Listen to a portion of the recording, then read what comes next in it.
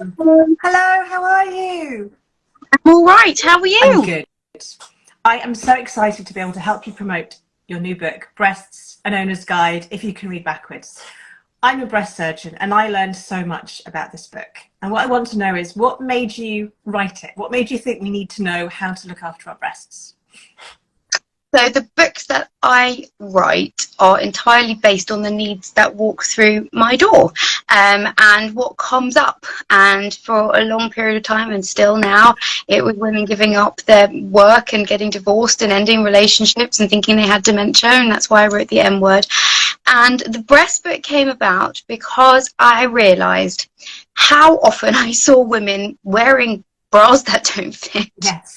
And how as doctors we see the backs of people, right? So, and I look in the theatre and on the tube and I look at people's heads and I always think, oh, I'm going to say something about that mole, I don't like that on the head. And so when they come to me and I'm listening to their chest, I would say, you know what, your bra doesn't quite fit. And they would go, yeah, I get neck pain. And how often we see things in general practice, and they would have got to breast clinic as well, which are just so common and not talked about. And how, as women, so much of women's health is done in a state of health. Yeah. Right, so we are having contraception, or we're trying to get pregnant, or we're pregnant, which is not a state of ill health. We're healthy, but we need help managing those other parts of us, and breast health is really part of that. And the conversation is very much around breastfeeding and very much about breast cancer, where it absolutely should be, but that's not the only thing that can happen to the breast.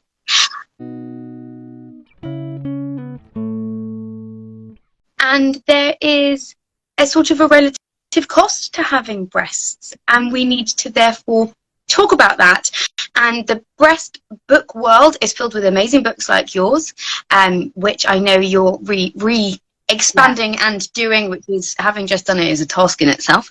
And there is stuff on breastfeeding, but there's nothing about the breast from birth normal all the way. So that's what we did.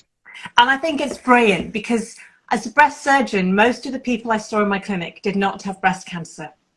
They had breast pain or normal lumps and bumps or nipple rashes that didn't need to wait to come and see me. But when you don't know what's normal as a girl, you panic and you react, and it's just trying to get that information out there, isn't it?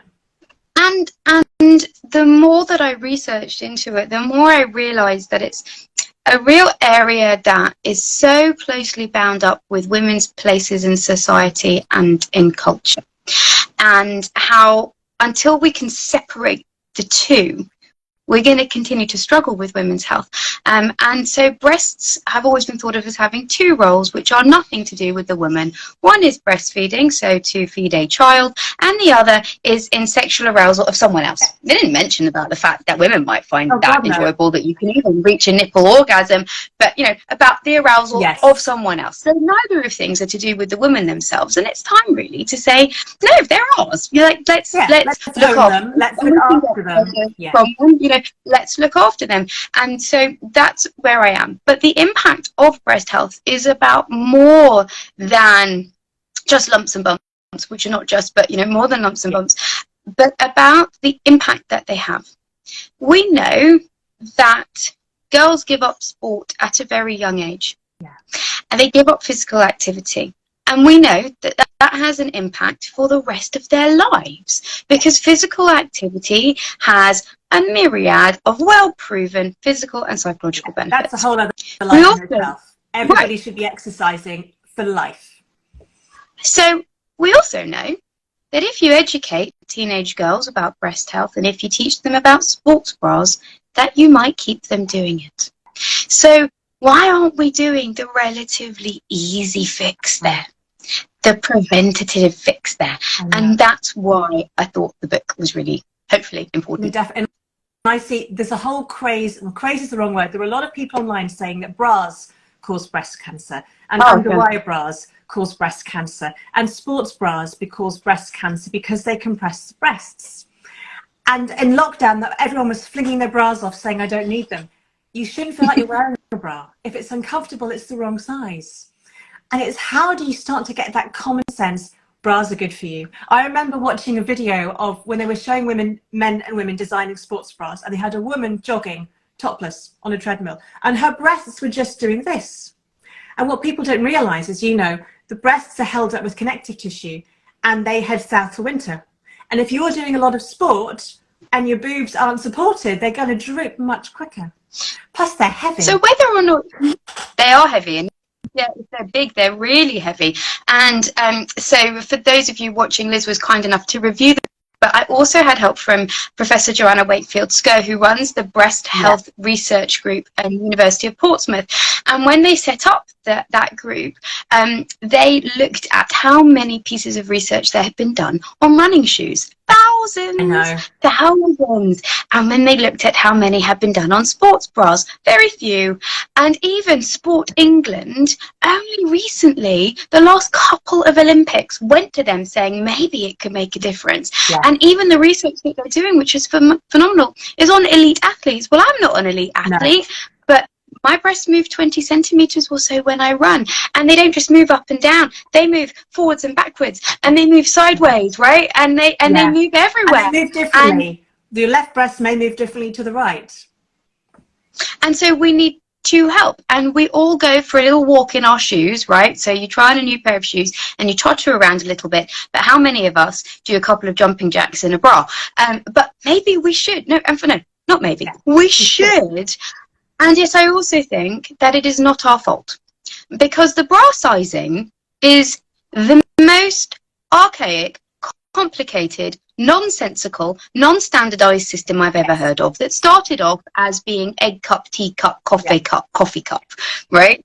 And who knows actually what a 34C really is? The bra companies don't, even within the same bra company. And how you measure it here and how you measure it in the States and how you measure it in Australia and in Europe is all completely different. And yet we get really bogged down with what our size is. Oh God, yeah. And one of the pieces of research which didn't end up in there was how they did a piece of research saying to women, what size, this is a bra that fits you. Are you comfortable? And the women would say yes, or they'd do whatever score on the questionnaire. And then they would tell them what size the bra was. And if the bra size wasn't the size that they thought it was, the next set of questionnaires, the scores went down. So we seem to be obsessed with what size we are, when the bra should fit us, not us fitting the bra. I've got a huge story about this. I always wanted, small-breasted, I was a 34A for life, but they never really fit. They kind of dug in at the side. And I finally went to get fitted. I was in London, I went to Rigby and Peller, because I got fitted at M&S over a padded bra I was wearing. I thought, this is just bloody ridiculous. There's an inch of a wonder bra here, that's not my size. And they did it by looking and trying, and that fits you. And what most women don't realise, their breasts are actually a lot wider than they think. They often go right round to the back. I was actually a 30D, but the thought of me being a D cup was like, oh my God, that's huge. But the bra fitted as if I was wearing nothing. And another thing I found, you go and buy that, but then everyone's breasts are different at the front. Some are very wide apart. Yeah. And if the middle bits are too close together, you're going to get pain. It's really hard, isn't it? So I think that as a rule of thumb, that what people should look for is, first of all, the underband needs to be parallel to the ground the whole way through. Yes. No sad faces at the back, please. Okay? Definitely. But so we want them to be parallel all the way around. That they should be snug enough that you could probably get in one finger. Yeah. But not much, not more than that. That the central wall, which is the bit in the middle of the breast, needs to lie flat against the chest. Now, I'm very short. So if you have, and I have big breasts, if you have a tall central gore, it digs in to me. Yes. Somebody else, that's more comfortable, someone who has more wide set breasts. So the central wall should be flat. The straps, if you can tug them up over your ears, they're too big. They need to not dig in, not fall over, and they have to be adjustable, because you could be a 34D and be 6 foot, and someone else could be a 34D and be 5 foot. Exactly. So the breasts are in different places, so we need to fix that. And then no fore boobs in your bra, please. So it needs to fill the top, the camel hug, but not you see over the top, and nothing else should go inside. And that would be my first rule of thumb. But you've got to try on that. Well, two more. One is the spillage at the side. If your breasts are spilling over the side, then the cup is too small, biggest cause of breast pain. And bras are elastic, which stretches in time. Yeah. They don't last for life. And the hooks at the back, you should be on the widest hook. And as the bra stretches, you do it up and you do it up. If your bra is on the tightest hook, put it in the bin. But they're so expensive. It feels painful to have to buy a new bra. And that it's not just about wear and tear, is it? So when you gain weight, when you lose weight, if you're pregnant, if you're feeding, if you're on contraception, if you're on HRT, you know, up and down. And some women go up a cup size in their cycle. They gain a cup in the middle of their period, they then lose it at the end. And it does, and they are expensive, and swimwear is expensive, and it feels like a sort of, it feels like a tax, doesn't it? Yeah, I begrudge having to spend all this money on a bra that fits me properly. Men can just put on a pair of bras. If you're a teenager who might go through multiple growth spurts, that actually you're spending money on bras and they don't even last very long. You can use a secondhand bra as long as it's still got some give in it. So if you can start seeing the elastics fraying through the material, then it's done. But a cheap bra doesn't necessarily mean a bad bra. So it's more about how it fits you, but absolutely they are expensive. And when we talk about things like the gender pay gap, it's not just about what women earn, it's about what they have to spend and what they spend on menstrual products and on bras and on other things. I know. But a bra is always your choice. Yeah. But it is also true to say that many women will have breast pain without a bra. Yes. And I think, so an average, a 30-60 breast weighs 500 grams. That's a bag of sugar. And that's why bras help support your breast. You don't need to wear them, but if you don't wear a bra, they will be droopy and saggy before your time. That's why we suggest you wearing bras. And if you have heavy breasts, it can actually help to wear a bra in bed at night. Because if you think you've got a kilo of tissue on your chest wall, and when you roll on your side, they flop over, they're pulling on the muscles on the back. And the muscles of the back supply, so wearing a soft bra at night can actually help give you some support. And also doesn't give you breast cancer, because that's another one wearing the bra at night. Breast cancer. Underwires do not cause breast cancer. Breast cancer. Talcum powder does not cause breast cancer. Deodorant doesn't cause breast cancer. No, they are safe. The number of people who say no, bras are safe. And we do need to do more work in the bra space. So we need to do, if we say to pregnant women that they should exercise, which we absolutely do, but we exclude them from every study in a sports bra, well, that's a bit difficult, isn't it? So we need to do more research into the impact of having a mastectomy and a lumpectomy. What does that do to the rest of the biomechanics of the body? And when we're talking about an elite athlete, these micro seconds make a difference. That's why you'll have an elite swimmer, a male swimmer, who will shave their entire body because those milliseconds make a difference. But actually, if you're running, we're talking about how much of a breath that you take. And that will then have an impact or might affect your stride or something like that. And so we are doing people who've had lumpectomies and mastectomies or implants or all of these things a disservice until we do research into the impact of having them. If you've had a mastectomy and you are lopsided with 700 grams, that prosthetic is too heavy to wear because you feel the weight of it, but it still affects how you move, your posture, all of that. And another thing that pisses me off, if you have bigger breasts, your bras are far more expensive because there's more engineering in them. The Bravissimo, the double G cups, the wide straps, there's more material. Why should a woman have to pay twice as much just because she's got big breasts? And boy, are they a feat of engineering. So this is definitely not taught in medical school. And I often think that sort of real practical things, GPs are in the business of practicalities, right? And that those practical things would be really useful. Thank you. But a bra is a feat of engineering to the extent that Neil Armstrong's spacesuit was made by Playtex. And I love that history. I love the fact that the corset went out of fashion because World War I started, which I don't love, but World War I started. And so they had to use the metal in the war effort, and actually I think that's how closely that women's health and society is linked and how important it is. And recently, on social media, we talk a lot about things like free the nipple, how we don't see nipples on social media, and how breastfeeding, although is encouraged hugely, sometimes to the detriment, often to the detriment of women's mental health. But we can't see images of that, but we never see images of people with mastectomies. So God forbid the breast should be seen, but God forbid the absence of the breast should be seen. Exactly. And these things have to change. And Twitter allowed an advert, which the Advertising Standards Authority in the UK did not allow, which was from Adidas. And it was all different breasts. And they were saying, there's all different breasts, we have all different sports bras. Yeah. But seeing how asymmetrical breasts are, seeing how people's nipples might be in different places, seeing that there's hair around the nipple, seeing lumps and bumps, all of that is so important. So this is the thing. I worked for an amazing female surgeon who told me your breasts are sisters, not twins. It's like normal, your eyeliner and your eyebrows. Oh God, no. It's normal to have a 5 centimeter difference between your nipple height. And some nipples are 10 centimeters and some are 2 centimeters. And just because all the models that you see posing, they are posing with their back arched to lift the breasts and bring them up. You don't see them normally. You don't see those images. And it's so important to know that exactly that variety of what's normal. And the nipple hair, this is the thing. When I was a trainee surgeon, I couldn't believe women came to have their surgery and they hadn't plucked their nipple hair. Oh my God, that's gross. I was 20. Then I hit the menopause after breast cancer and I got nipple hairs myself. God, they do just grow overnight, like your chin hair. It's normal. It doesn't mean you're a freak. It's normal.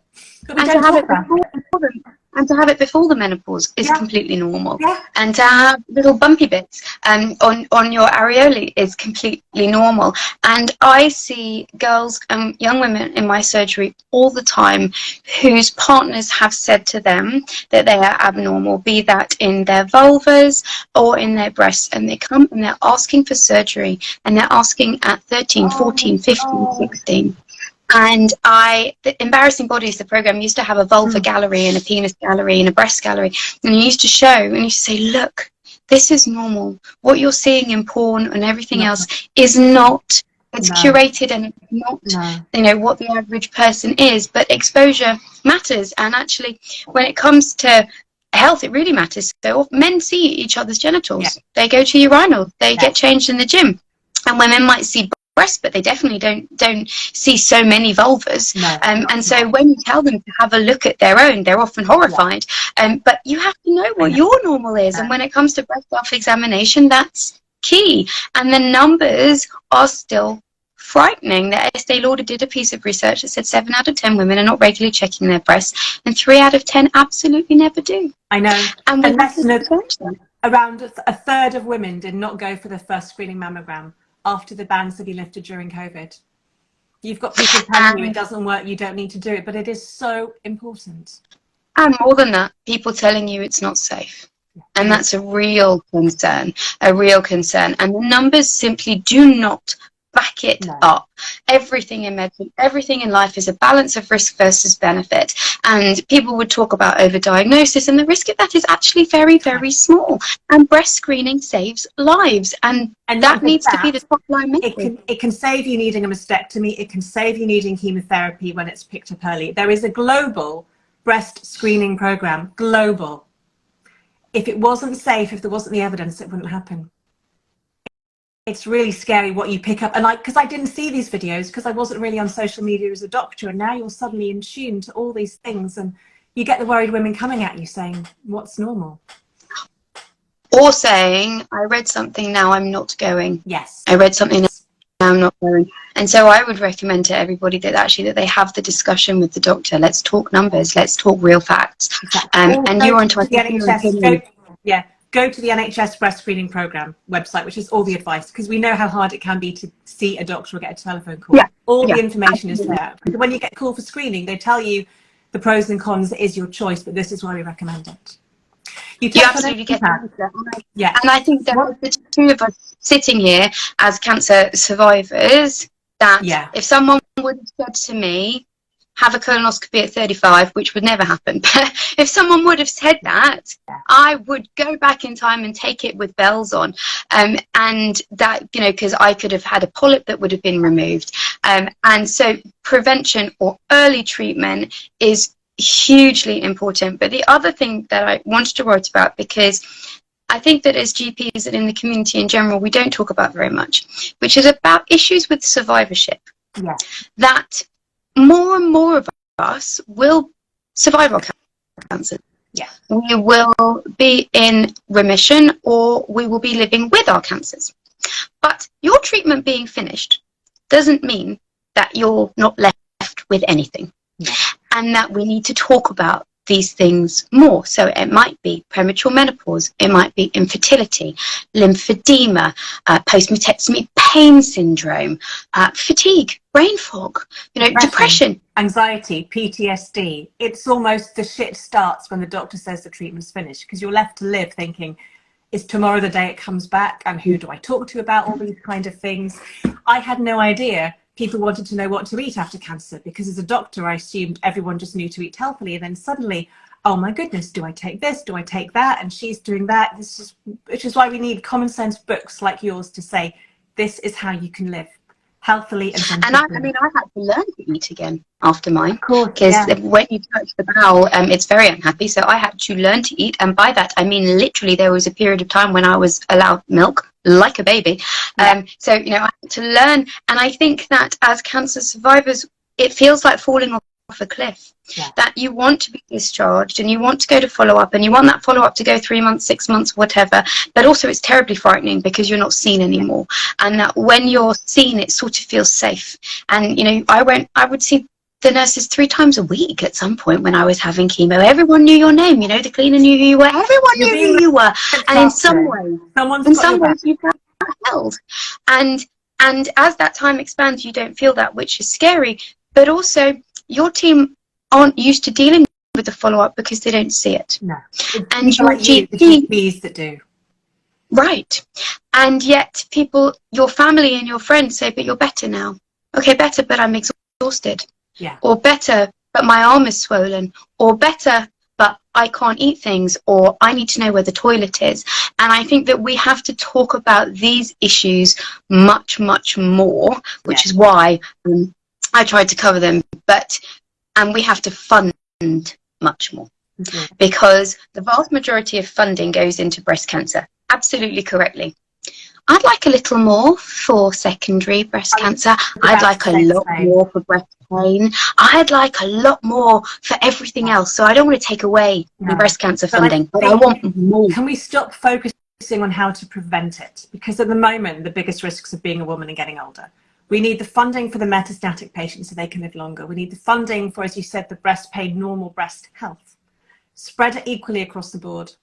And then learn those lessons with other rare cancers that don't get the attention, that don't get the money. Oh yeah, well, so breast cancer is the pink cancer. Mine is the shit cancer. Yeah. So, you're brown. That's definitely not as media friendly. Yeah. You don't see pictures of poo on the cover of Time magazine. And again, it's like my mum with osteosarcoma. It's really hard to raise that awareness for rare cancers. But maybe by learning lessons from breast and trickling that down, we can help. I wanted to say one thing about implants. Sorry, we'll come back, because you talked about these young girls who are coming in being told they need boob jobs.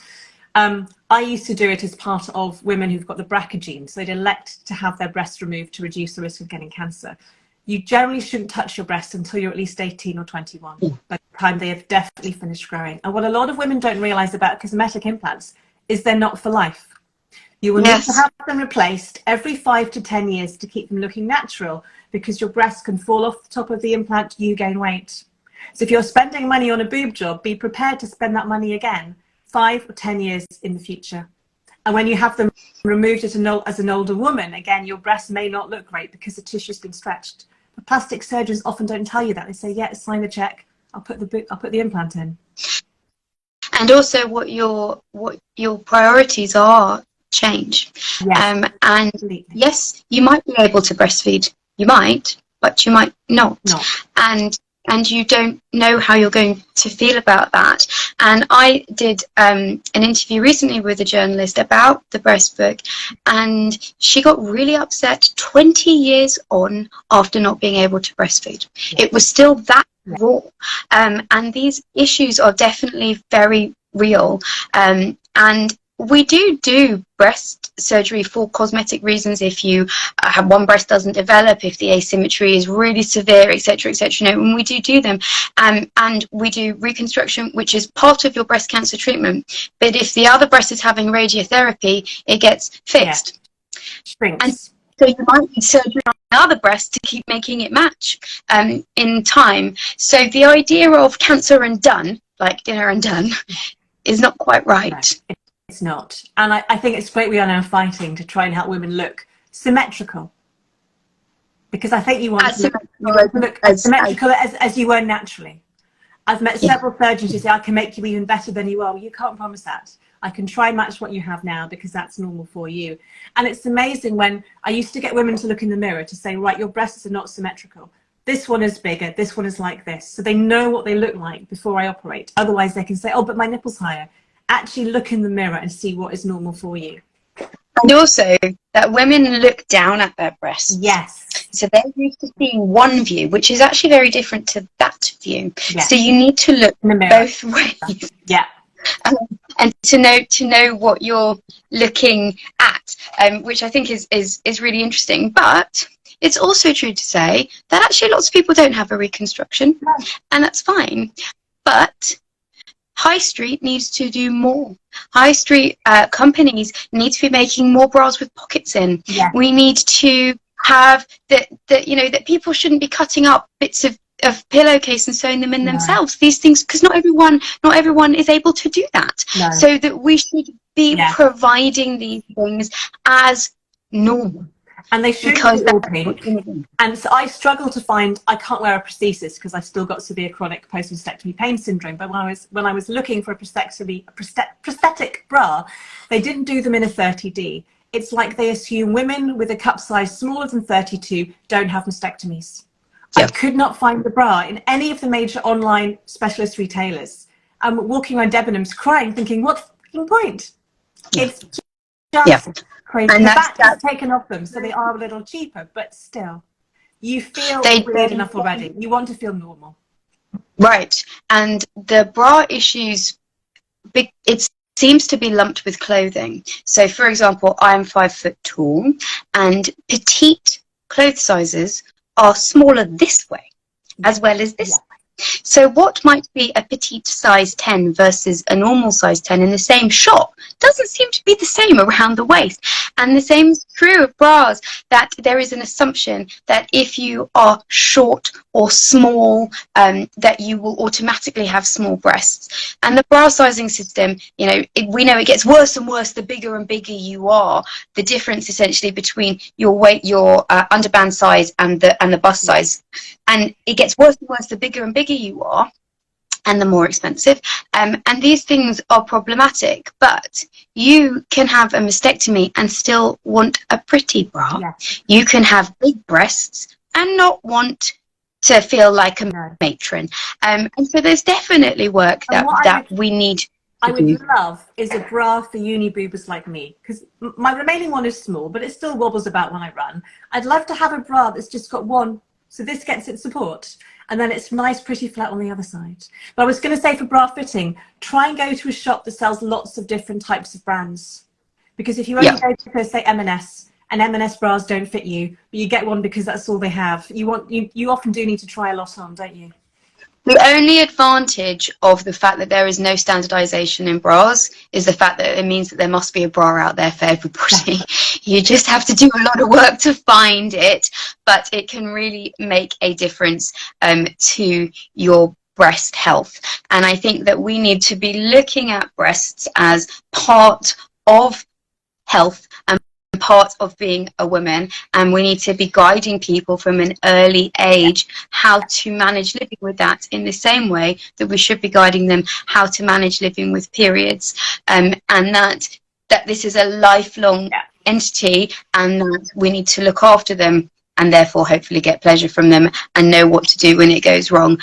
So that's why I hope that this book is helpful. And I also wanted to say a really big thank you, because everyone who's watching knows how wonderful Liz is, but she really did help me, and we went back and forward, and doctors are very bad at hearing other doctors be nice to them, aren't they? But no, it was a brilliant book. The one thing I want about your encouraging women, because the women with breast pain who have huge breasts, who get the back pain and the neck and the shoulder pain, we should be encouraging girls who do have large breasts to do the back exercises, the stretching, the physio, to stand up straight really, really early. Because when you spend your life hunched over on your phone, a laptop, and you've got 3 kilos coming off your chest, we need to help. It's not just the breasts, they affect all of us really, don't they? Yeah. And we need to add to that that you're not going to be told off for having big breasts or being a larger size, that all of that stigma comes together. And that goes back to my very first point, which is that it's linked with our ideas about women in society, that blondes with big breasts must be stupid, or, you know, that brunettes with small chests must be intelligent if they wear glasses. You know, all of this stuff is just fancy you nonsense. if you don't have more than an A cup. It's all bullshit. We need to own them. And if you want to display them and get your, I would never wear, I always wore padded bras because I didn't like patients seeing me with my nipples poking out. That was uncomfortable for me. But if you want to get them out and wear them, who cares? It's your body, it's your choice. We need to make them. And yeah, and when you go into the breastfeeding world, it's even more difficult. And I was told off in my own GP surgery, both for feeding and for not feeding in public. So when you have baby Ims and your baby is tiny, actually the sweetness of the breast milk, that they will settle really, really quickly. And so I would often say, can I feed whilst you do the jabs? And then afterwards the nurse said to me, do you want to feed outside, or actually we've got a spare side room, would you like to go in there? And for me, breastfeeding was a very quiet time, and I said I'd like to go in there. And when I came out, a woman told me off for not breastfeeding in public. And I thought, how many people would have told me off for breastfeeding in public? Like, you can't win. No. That is nothing to do with you. It's not your business. And that's the problem, is that women's bodies are considered to be everybody's business. They're yours, and they're not. And yours alone. And you have to develop a thick skin and say, this is what I do. This is what I'm happy with. You have to survive adolescence first, right? It's easier for us to do that afterwards. Do boys still pin your bra straps at the back of the classroom? And we have to also, so my husband is a secondary school teacher, and I was delivering some PHSE, and I actually was saying that we need to stop normalizing things like pinging the back of the bra in the classroom and the teacher saying he likes you. No, we don't normalize violence and abuse in the tiniest way. No. Because if we tell girls that you have to put up with someone being horrible to you because they like you, we're feeding into things later on. And yet, when girls give up sport and they talk about their breasts being an issue, it's not just about breast pain, but it's about breast movement and breast embarrassment. And boys, because the girls develop breasts before the boys hit puberty, and that people of all genders will make comments. And so actually that starts at such a young age. Right. We've got a lot to do, Philippa. A lot to do. We've got a lot of work to do. You know, I feel like, you know, you and I can be quite up for it. I think so. It's a start, definitely. So I want to tell everyone, seriously, I learned a lot from this book. It covers everything. I didn't know I needed to read it, but I did. When's it out, Philippa? Next Thursday. So this is a sad, harsh thing from authors to you guys. I hate Amazon, but book sales depend on the Amazon algorithm. So if you pre-order it, it helps people get Philippa's book out there. And if you could leave a review, even a line saying, loved it. It's all about the algorithm to help people like us get our books out to people who need them. So for any book you've ever read, if you liked it, I don't believe I'm saying this, please go on Amazon or Goodreads and leave a review. You even need to have bought it from Amazon. No. You could have bought it from somewhere or got it from the library. And I love it when people borrow my books from the library because I'm all about getting it out there. Yeah. But if you can leave a review anyway, it really makes a difference. And thank you. So Breath is out 2 weeks' time. Let us know what you think. And thanks for chatting again, Philippa. It's out next Thursday, actually. So you don't have to wait that long. Don't have to wait that long. Next Thursday. I got it wrong. Enjoy it, everybody. Thanks for chatting, Philippa. Thanks, Liz. Bye. Bye.